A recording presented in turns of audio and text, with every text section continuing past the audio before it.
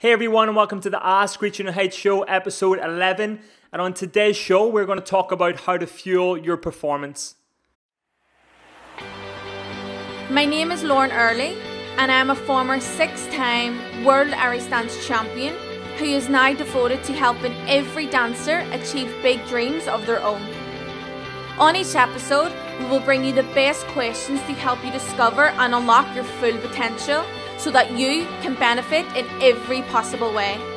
Thank you for watching, and I hope you enjoy the show.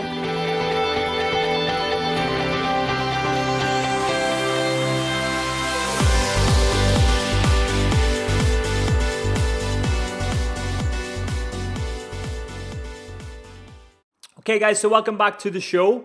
Today, pretty much, or this week, a lot of people are on dance camps. Lauren is away to a dance camp. She's taking one in Dublin. And pretty much all of the dancing community seem to have dance camps this week. So I hope you're all training really hard on those and having fun and enjoying yourselves. And it's a welcome break from the competitive side of dancing. Based on around that, we've had a few questions come in around nutrition and food. What types of food should we be eating? Of course, your dance camps are probably spread over 4 days, 5 days or whatever, and they're long days.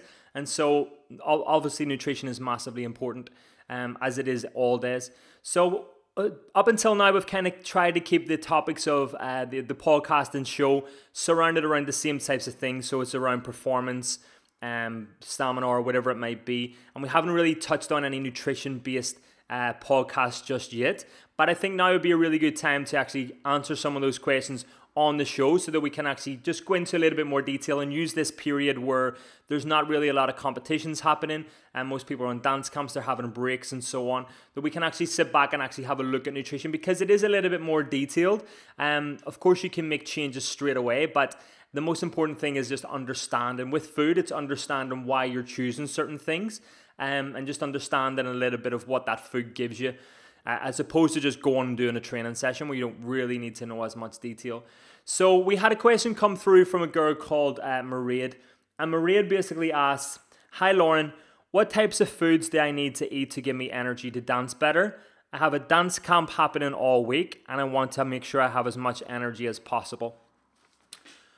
Okay, Mairead, so nutrition is one of these subjects that we could literally talk. I could do 100 podcasts on nutrition.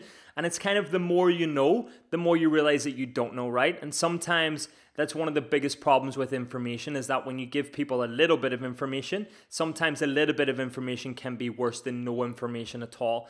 So for any of you that are on the academy, you will realize that you probably went from learning nothing and just doing your dancing, but not really understanding anything about it, to all of a sudden being thrown into the deep end where you have 300,000 words to learn in 6 months. And I know it's extreme and I know it's a lot of work and it's definitely being thrown in the deep end. But like I just said, the issue with information, especially when you're talking around training and nutrition and you're dealing with people's bodies and physiques and performance, is that little bit of information just really doesn't help anybody. Because it's kind of like opening the doors but not fully explaining it, and it kind of becomes dangerous because people then take that information and they suddenly feel the need to be granted to give people advice based on that. For example, when we talk about nutrition, if it's happened before with a lot of clients and you always hear it happening. If I train a client who loses a lot of weight, the first thing their friends are going to do is they're going to ask her, how did she do that? Now, the first thing she's going to do is because something worked for her, she's going to start telling other people as to what she done. So other people start following that advice, and suddenly then when it stops working for them, they go back to her and she doesn't know how to change anything. So just because something worked for someone doesn't mean it's going to work for everybody, and it definitely doesn't grant anybody authority to start giving people advice. And so this is why in the academy we went into great detail around the learning aspect of training and nutrition, so people really get a full understanding of how complicated it is. And the end answer when it comes to nutrition is always it depends. It depends on so many factors. I've never worked with you, Mairead. I've never worked with anybody who's listening or watching this, and so when you're giving out advice or talking about any of these types of things, the answer is always it depends. And so when we're going to start talking about fueling your performance today, ultimately the answer is just going to be it depends. So I'm going to give a few different scenarios of where things might be relevant to people, but you must then obviously categorize yourself into where you might fall into those different types of places, because not everybody's going to fuel their performance exactly the same, okay? And so let's kick off with how do you actually fuel your performance or fuel any movement really? To fuel movement, you're going to need energy, okay? It's pretty obvious. So to put energy into the body, you can get energy from carbohydrates or you can get energy from fats. All right, now fats are a little bit more slow burning. So you can think of fats as like putting diesel into a car, okay, or a lorry or a bus. It's a little bit more slower. It's a little bit more slower process to produce energy and so on. But ultimately, it will give you energy. At times where exercise isn't really intense or when energy isn't readily available, we can tap into fat. Now, really what we're looking for though from an athletic performance perspective is always going to be carbohydrates. Now, when I mention the word carbs, a lot of people, 50% of the world kind of freak out because they've read all these magazines where people claim that carbohydrates are bad, especially all the women. They'll claim carbs are bad, carbs are this, carbs are that, stay away from them, avoid them. And then you have 50% of the world who don't really understand what carbs are. Or of course, you'll have a small percentage of people that will be more the athletic population and they'll understand how important they are.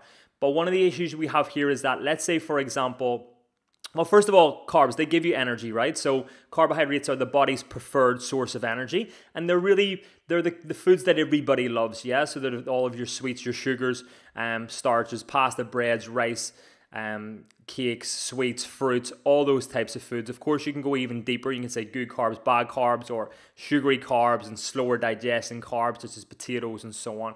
But ultimately, it's food that just gives you energy, okay?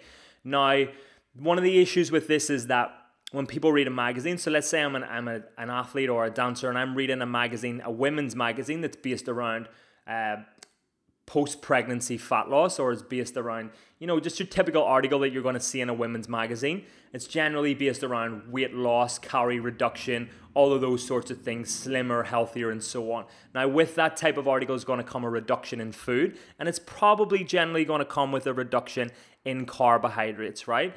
Now, the issue with that is if you're a dancer reading a magazine like that, the population is going to be reading an article like that are probably going to be your overweight type, middle-aged moms, or like I say, post-pregnancy or whatever it might be. And so that article might be applicable to them, but it doesn't mean it's going to be applicable to you. But nowhere in that article does it rule out this is not for athletes or if you're under 12% body fat or whatever it might be, right? So this is where the information can kind of get a little bit misconstrued.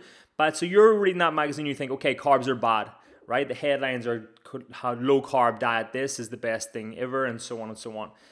Now, ultimately, as a dancer, carbohydrates, you're going to really need them, okay? They're going to fuel your performance. For someone who's overweight, maybe not so much. Now, the flip side of that is also true. You could be someone that's overweight, you could be reading a magazine that's based around performance, and they're saying how you need a high carb diet and so on, and ultimately that's not what an overweight person is going to require, okay? But let's define carbohydrates first. They're just basically the body's preferred source of energy. They're going to be broken down into glucose. They can be readily absorbed inside every cell in the body, and they can pretty much provide you with energy very, very quickly to do the job you need. Okay? Done. So in a short answer for Maria, it is simply going to be eat more carbohydrates, right? But then how much is too much, and where do we go into that sort of detail? So we know that nutrition can be a very complex subject, and I don't want to rush into everything and try and fit all of it into this podcast, because we'll try and do a few more on nutrition as we go, more on protein and so on as the weeks go by. But let's use this analogy for carbohydrates. So carbohydrates are providing you with energy. So where do they actually provide you with energy? They obviously have to enter the muscle, okay? So the muscle is like the engine of the car. That's the furnace. That's where you're going to put the coal in the fire, essentially. Or the petrol in the tank, right? Now, you have a muscle that could be empty or it could be full, and that muscle can kind of store a certain amount of carbohydrates in the cells, right? So if you don't have energy, the muscle is going to be low in carbohydrates. And so when you eat energy, that muscle is going to absorb those carbohydrates very, very fast. Now, what happens if your muscle is full, okay? Then essentially there's nowhere for that energy to go anymore. Now, how I like to explain this is this. It's like, imagine you park your car, and we're going through this in the academy in week 13, I believe, where we start looking at the nutrition module in the academy. We go into a little bit more detail in week 13. We start looking at things like fueling your performance and just getting the dancers to profile themselves a little bit better and understand their needs. Ultimately, when people eat, they eat for pleasure, right? They don't eat for purpose. But essentially, when you eat food, you should really be eating for purpose, and you should be going, okay, why am I choosing this food? What do I need to get out of it?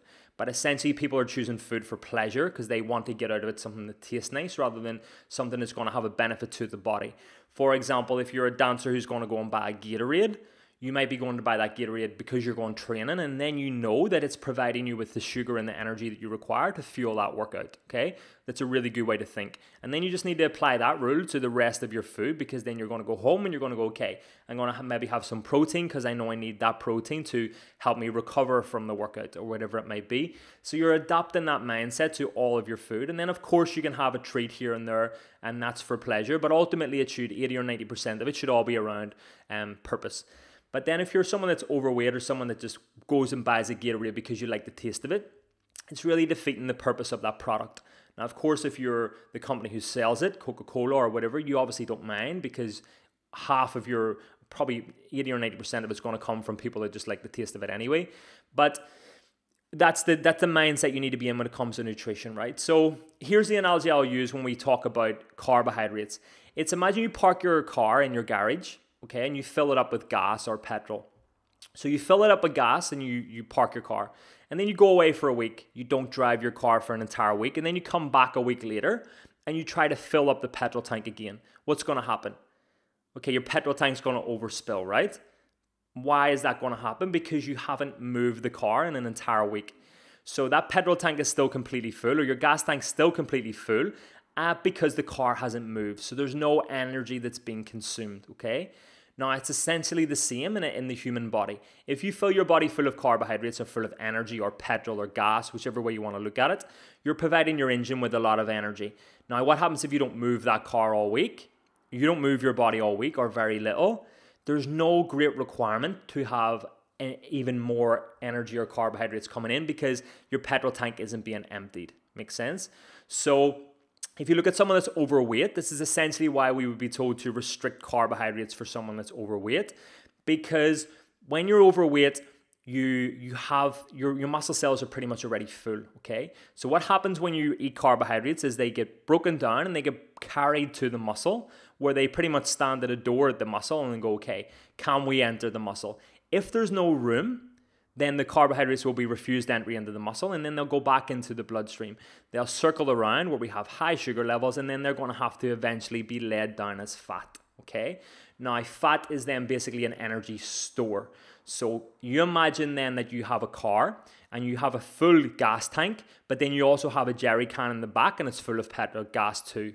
So that's your fuel reserve, okay? It's not attached to the engine. It can't directly go into the engine, but you still have a reserve in the trunk of your car in case you need it, in case you don't pass another gas station or whatever it might be, right? It's the same in the human body. Now, you know you can walk down to your supermarket and buy food tomorrow, but your body doesn't know that. It's still programmed from millions of years ago, where your body needed a reserve source of fuel for feast or famine, right? You might have food, then for the next 4 or 5 days, you might not have any food. So body fat is essentially a reserve source of energy, okay? So essentially, people who are the most overweight in the world, they essentially have the most energy, because that's what body fat is there for, okay? So you then basically put more petrol in your car. There's nowhere for it to go. It overspills, okay? Now, what we're then looking to do is try to create space inside that muscle cell, okay? So when someone who is overweight tries to eats more carbohydrates, which is generally what the addiction is, or where the issue comes from, they're eating the carbohydrates and it's going in, but it's not getting to where it needs to go, okay? So it's like putting gas into your car, but putting it into the back seat of the car instead of into the gas tank.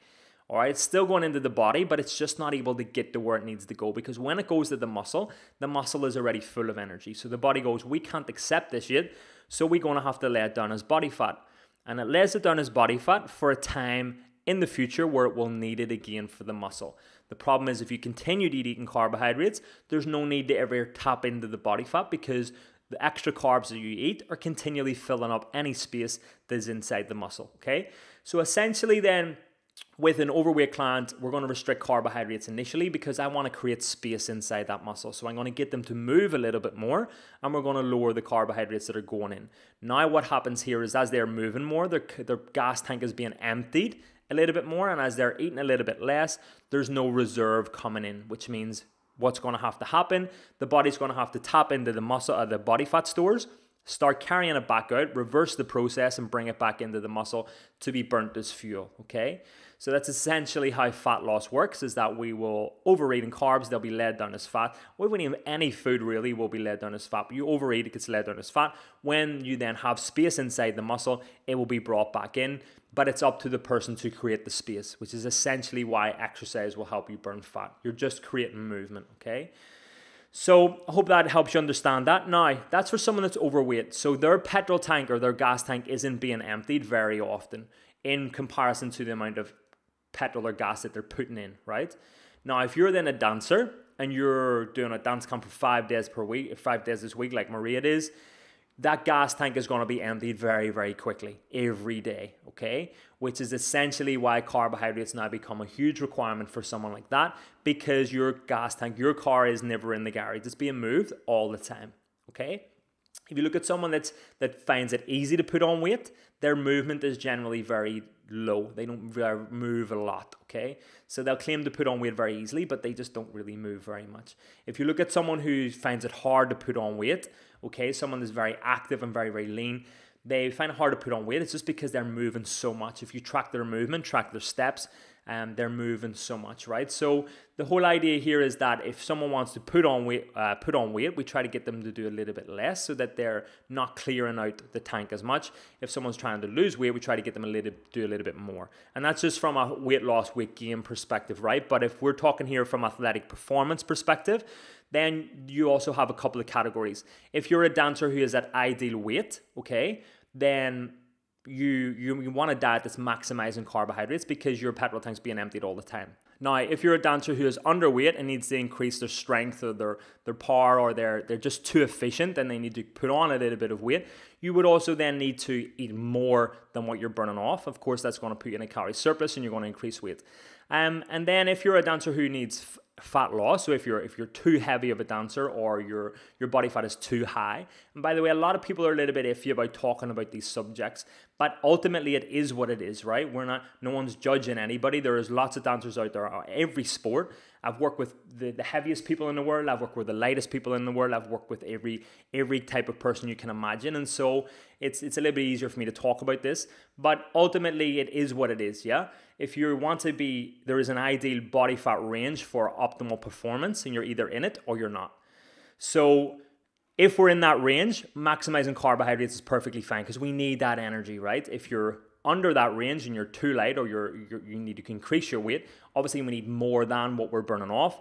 And if you're out of that range and we're too heavy, then sometimes it's okay to go through a period of dieting or reducing or restricting energy and take a little bit until we just reverse the process of body fat and we chip away at that, and then we're back in the game at a normal range, okay? So you may need to restrict that a little bit. That's why I said at the very start, the answer is really it depends, right? Because I just don't know what type of body type Maria is, yeah? So I'm trying to get you guys to categorize yourselves a little bit.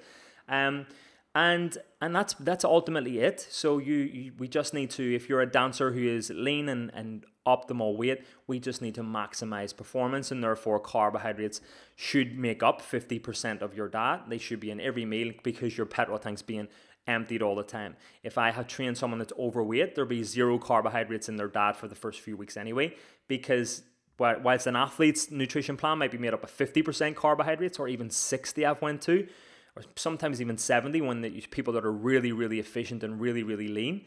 The flip side of that of someone that's overweight is that they just don't process carbohydrates well, and they'll get very little until they start dropping and creating space, and then we'll put some in. Yeah, but this is why most overweight people feel very, very tired, because of that whole process that I explained.